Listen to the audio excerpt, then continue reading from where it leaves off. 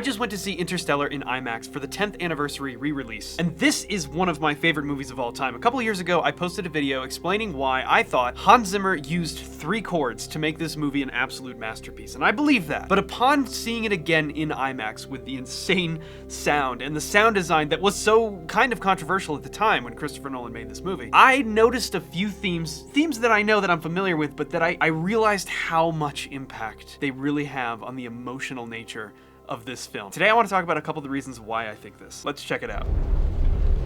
Let's just hope there's still someone there to save.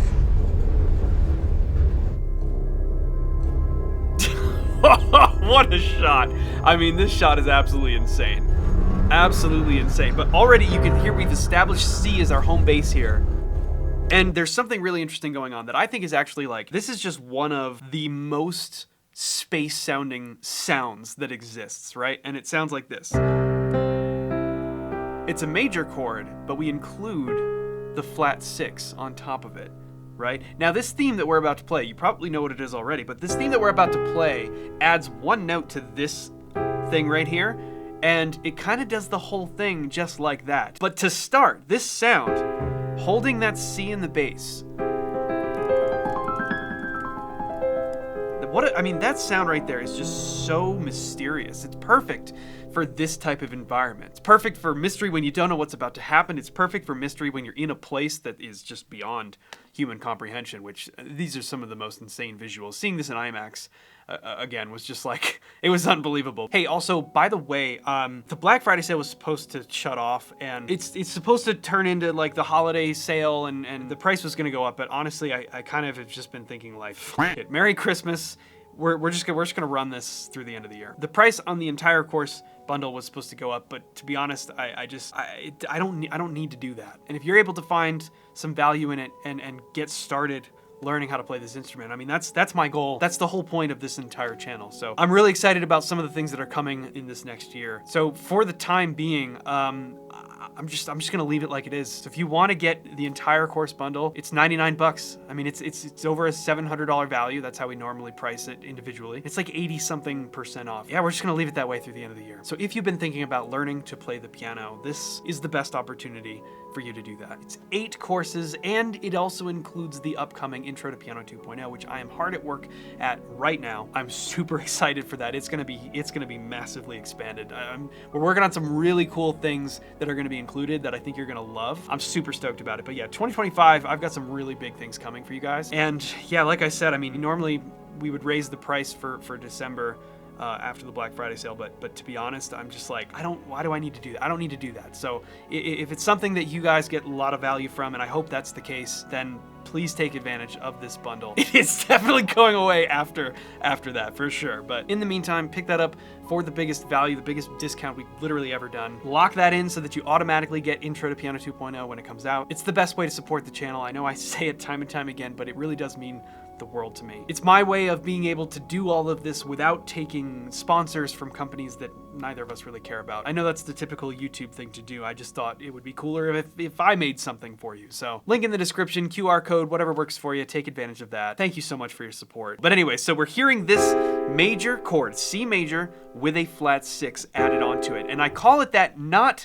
C major augmented, because when we say something like C major augmented, what we're saying is that we're taking the regular triad and we're making the 5th sharp. We're raising the 5th by a half step. When we do that, we no longer have the normal naturally occurring 5th.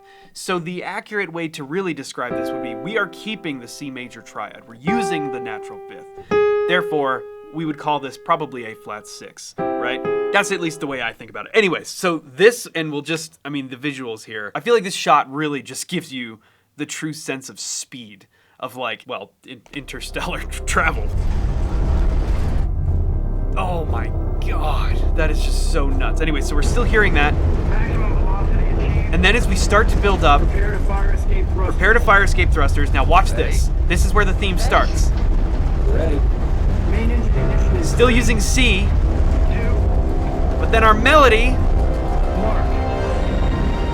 goes to the flat 7.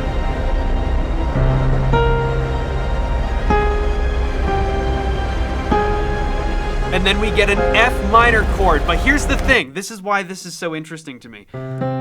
So we're a dominant chord, which is essentially what this is. Now, in the beginning, I don't clearly hear the major third. I think it's that is what it is, right? But it's not until a little ways into the theme that we actually hear this note played out. But to start, we have the root and the flat 7. Now, when we are talking about dominant chords, that's the epitome of tension, right? We use a dominant chord to set up a resolution, whether we're resolving to a minor or to a major, right? Now, I don't want to give anything away, but that's part of the whole what makes this so cool. Okay, so we have this huge suspense interval here, right? We're like, where is this gonna, this is just hanging on something. And then immediately we get a resolution to the F minor. However, we do not hear F in the bass.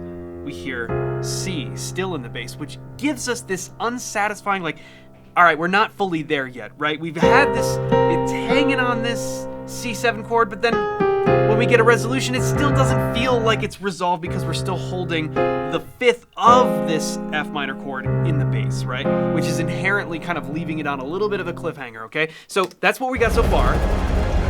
When we go back, second time, back to the flat 7.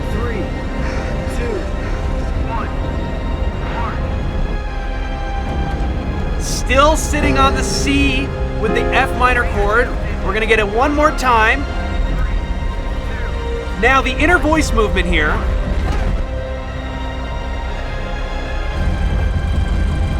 You're gonna start to notice some things happening in the inner voice movement, and we're gonna start this climbing thing. That's gonna be a key part of what makes this theme so insane and so memorable, right? Listen to this.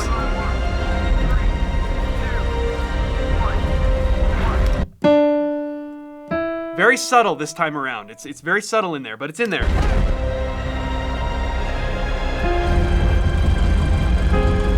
Okay, now, the 4th time we play this, ooh, listen to the inner voice movement there.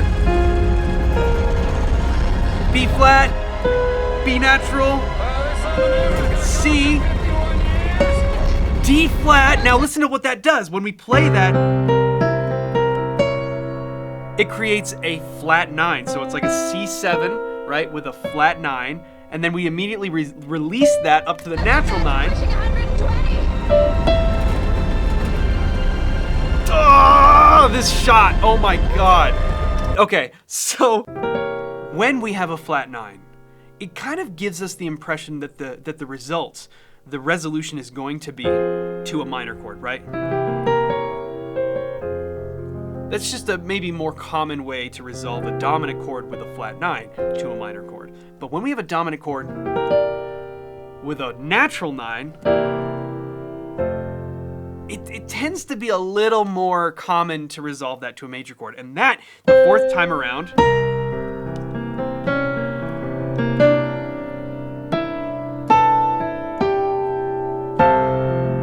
now we get the F major chord. So we went minor, minor, minor, and then the 4th time around, we resolve it to a major. We've changed nothing. We're still using 2 chords. That's literally less harmony than the main theme of this movie that everybody knows. We have a simple resolution. Each time we go to minor, and then the final time we resolve to major. Now, something brilliant about this, it's funny, it's used in another part of the film that to me is incredibly memorable, and that's when he leaves. So we've heard it in minor up until this point, and as he starts to drive away, listen to this. This is so interesting because right here, go for our main engine. There's our major resolution, which look at what's happening here. 9, 8, 7, 6. Now it's minor again. 5. Wow. Main engine start. Oh 4. man. I think it's really interesting when that major resolution plays in this particular moment because it's like extremely sad. He flips up the blanket hoping that maybe somehow she'll be there and she's not. That's not typically a major resolution moment. But then when we hear it again in this scenario, they are lifting away from Gargantua's pull, and now that's like, it's now more of like a success thing than it is a sad thing. But it's the same theme. Look at that. Oh my God, what a shot. We still have that climbing inner voice movement thing going on, and then we go to a very subtle C. We're still on C, okay? And this section gives way to what I think might be, this might be the most like emotional, impactful theme that Hans Zimmer wrote for this movie. I know it's not the most popular because it's very brief, and I'm pretty certain it only happens this one time. I gotta go back and think about that, but I'm pretty sure this theme only happens once, and it's right here. Just listen to how this plays out. So there's not really. Mark. Detach. Goodbye. Okay, so this is that. Goodbye, Dr. Brent. See you on the other side, Coop. This is that in between. This is that in between thing. We're kind of like.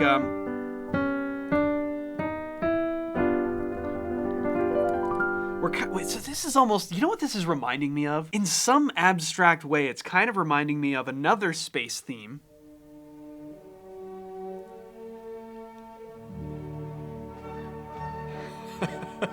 Yeah.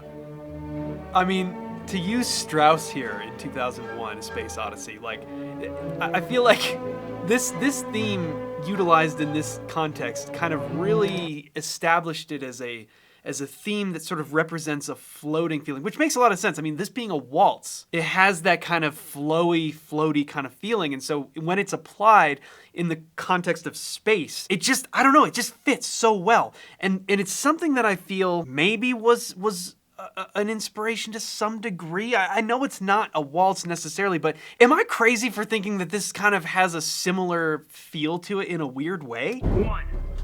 Mark. Detach. Goodbye. Like that chord right there, I don't Goodbye, know. Dr. Brent. But anyways, See you on the other so side, Coop. we're sort of hovering here, sort of stirring a little bit, and we don't know what's about to happen until. Okay, Case. Nice reckless flying. Learn from the master. Ranger 2, prepare to detach. What? No! No! Cooper! 3, Cooper, what are you doing? This theme right Third here. law. You gotta leave something behind. You told me we had enough Oh, resources for both of us. We agree to it.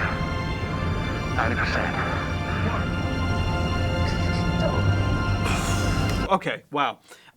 This theme is so simple, and it's another one that, to be honest, I'm trying to think, it's 2 chords. Is it 2 chords? It's 2 chords. It's literally 2 chords, and it goes like this. That section kind of gives way to a C major resolution. Now you'll remember when we were playing our theme right before this, C was the dominant chord, right? But even when we went to the the F minor chord, we were still using C in the bass, which didn't allow it to be fully resolved. That remained true even when we flipped it major. So now we actually have a C major chord, but our melody note starts on the 6 before going to the 5. This is going to be a theme of this particular melodic phrase, right? So we can 6, 5, and now we're gonna change chords to F major. We're gonna do the same thing. 6, 5. What a beautiful. I don't know. It just feels like this emergence of like just a beautiful kind of like bloom, right? Oh man. Then we're gonna hold this F to be like a little sus4 for a second before releasing it to the major third. Same F major chord with the 6 as the melody, and it's just gonna climb up before settling on C major again with the 5th in the bass. I mean, just listen to this. prepare to detach. What? No! No! 6, Cooper! 5, Cooper, what are you doing? Newton's third law. You gotta leave something behind. up to the F major, You told me we had enough resources for 6, both of 5 us. melody, We agree to it. 90%. sus4 release to the major chord.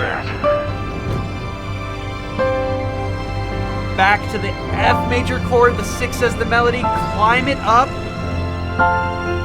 chromatic, and now C major, but check this out. A minor. Now, listen, I feel like this is the only time in the entire film that Hans Zimmer used the harmony that was like this complex, right? So we just released it to C major, and now we climb up to A minor, but now listen. Okay. Alright, nosing down. A minor, now B flat, and then Leave in horizon. E major. Port side. Back to A minor. To go through it. Heading towards blackness. And it feels like an A minor that we end on there. And I mean, wow, what a resolution. This is kind of the only time in the film that Hans Zimmer uses chords that are maybe more stereotypically space chords, right? We have this. That's a tritone motion going from B flat to E major. B flat to E major, right?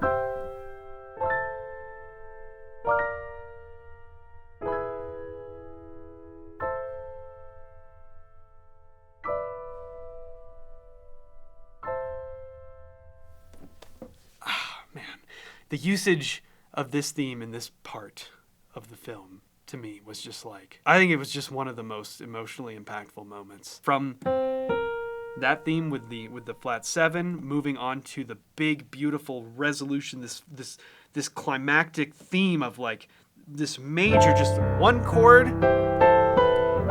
to the 4 chord, back to 1, back to 4.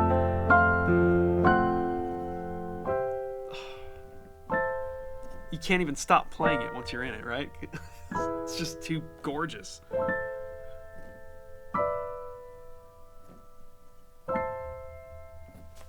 Unreal. But I want to know from you, which of the themes in Interstellar is your favorite? Is it the one that I talked about 2 years ago? The one that everybody knows, the 3-chord one? Or is it one of the other ones that's maybe a little bit less used in the film, maybe a little less popular? But for me, hugely impactful. As always, let me know in the comments down below. And check out the Black Friday turned holiday sale. I hope you guys can find some value in that, and I'm really excited for what I'm working on right now.